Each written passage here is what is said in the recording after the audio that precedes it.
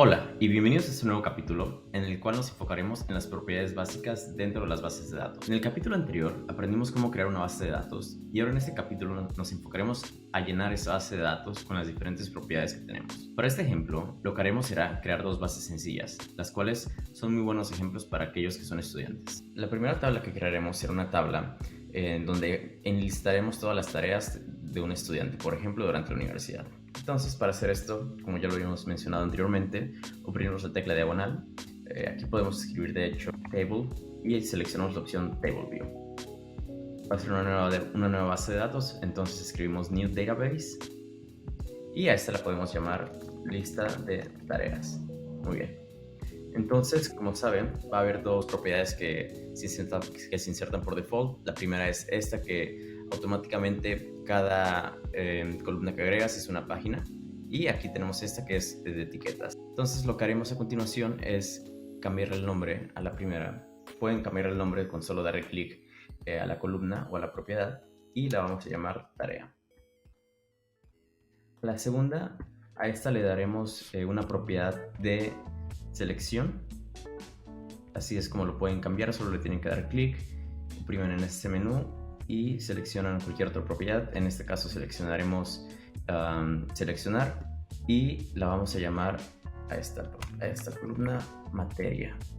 Entonces vamos a ir llenando una por una. Vamos a poner este como ejemplo, entregar proyecto de cálculo. Y podemos, la forma en la que agregas materias es solo tienes que escribirlo. Podemos escribir la primera, cálculo integral.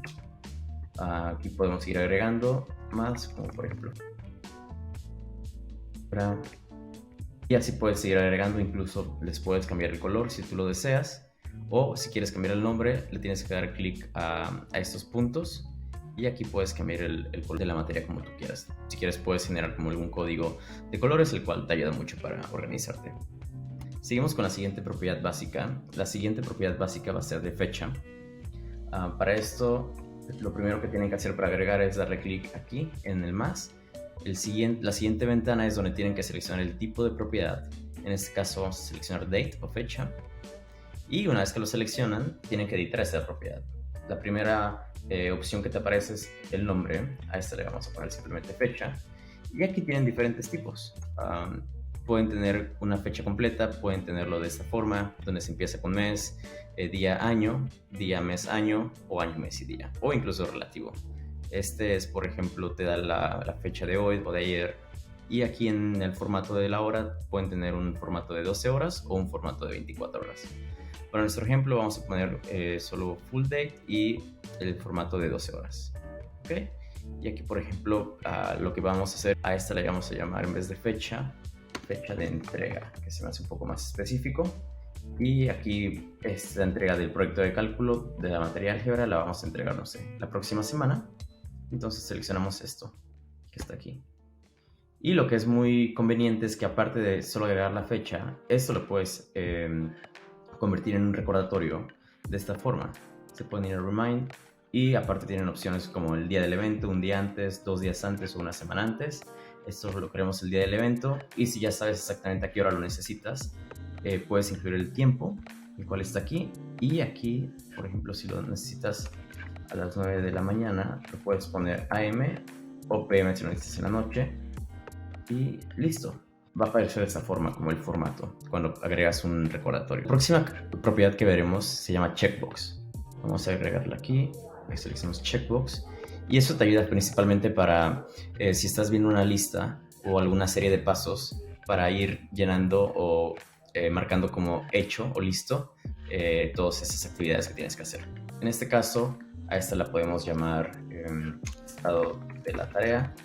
Y una vez que la termines, por ejemplo, una vez que hayas hecho esa tarea o entrega del proyecto de cálculo, simplemente la puedes marcar así, y a esto todavía le puedes agregar como alguna fórmula o algún filtro en la vista para que desaparezca esta lista, lo cual veremos más adelante. La siguiente propiedad que veremos es una de archivos y media, la cual es de mucha ayuda cuando quieres agregar algún material extra que te dio tu maestro para esa tarea, o algún material que tengas que escanear y subir como un archivo PDF o algún documento de Word.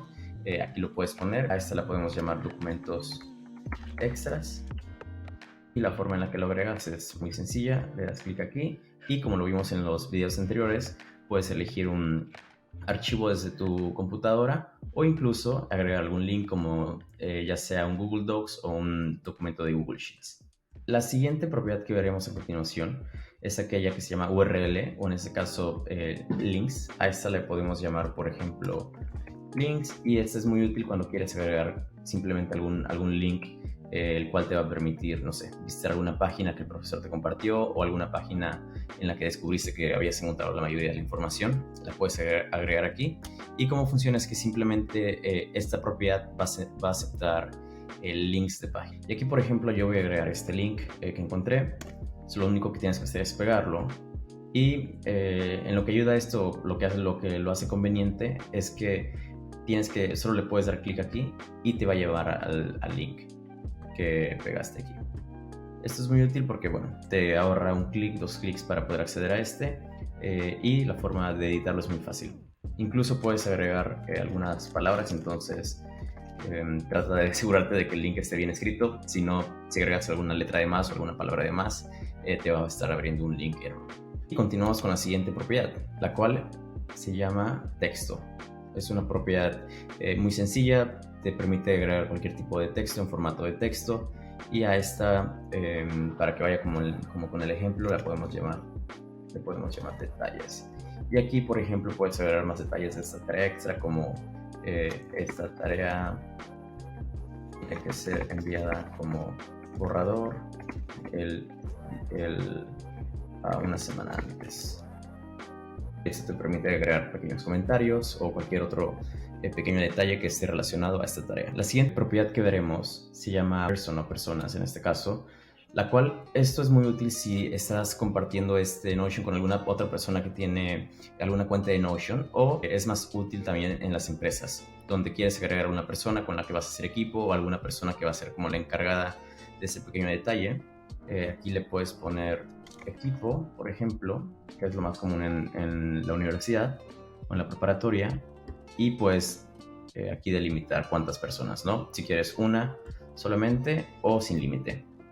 La forma en la que va a aparecer es, por ejemplo, te va a desplegar una lista de las personas con las que tienes esta página compartida, y aquí tú puedes seleccionar, por ejemplo, quién se va a encargar de hacer tal tarea o quién se va a encargar de hacer tal actividad. Aquí vamos a agregar, por ejemplo, a esta persona, que es mi otra cuenta, y listo. Y por último les enseñaré una nueva propiedad que Notion agregó en este último año, la cual es muy nueva, la cual te permite administrar u organizar tus actividades o proyectos de una forma un poco más específica que esta lista de checkbox. Por ejemplo, esta propiedad de checkbox lo único que te permite con la tarea es decir si está hecha o no. Pero si quieres un poco más de granularidad o quieres saber un poco más en qué progreso lleva tal tarea, lo que podemos hacer, y esta propiedad es muy útil para esto, se llama estado o status en este caso. Vamos a reemplazar aquí la propiedad que teníamos de checkbox y vamos a agregar esta llamada status, y esto es como una combinación de la propiedad selection. ¿Por qué? Porque te permite tener como subgrupos dentro de grupos, y eso los vamos a ver a continuación. Estos son los grupos que tenemos: to do, in progress y complete, lo cual significa que se está por hacer, esto es en progreso y esto está completado. Y lo que me parece fantástico es que te permite agregar o personalizar estos grupos y subgrupos de acuerdo a la necesidad de tus tareas o de tu proyecto. Lo que vamos a hacer aquí es solo agregar un poco más de pasos para enseñarles algunos. Aquí está to do, y a este le pueden cambiar el nombre, ¿no? Como a esto lo vamos a poner no empezado. Y puedes agregar el grupo en el que lo quieres agregar. Este vamos a ponerlo en to do, que es como todo aquello que aún no esté empezado, que se está por hacer, y le vamos a agregar un color amarillo. Después tenemos las cosas que están en progreso. A este vamos a ponerlo, o vamos a crear un poquito más de detalle dentro de este grupo para poder, bueno, tener un poquito más de detalles de en qué parte vamos de la tarea. Vamos a agregar, por ejemplo, planeación, que estamos planeando el proyecto, y vamos a agregar otro, el cual se llama ejecución. Incluso puedes cambiar el color como para denotar la diferencia entre ambas. Y aquí vamos a poner otra que se llame revisión, ¿no? Esta, entonces, bueno, normalmente si queremos saber un poquito o saber el detalle de esto y dar visibilidad a los demás miembros de nuestro equipo o de nuestro equipo de trabajo, esto es una muy buena forma de hacerlo. Normalmente planeas, luego ejecutas y luego lo revisas, e incluso podemos cambiarle el nombre a color, no lo sé, pongámosle rojo, y finalmente tenemos completado, ¿no? Donde aquí le podemos poner alguna otra tarea, por ejemplo, también revisión podría quedar muy bien en complete, y si queremos hacer ese cambio, lo único que tenemos que hacer es, por ejemplo, ir aquí y lo agregas aquí a la sección de complete y lo puedes visualizar en esta forma.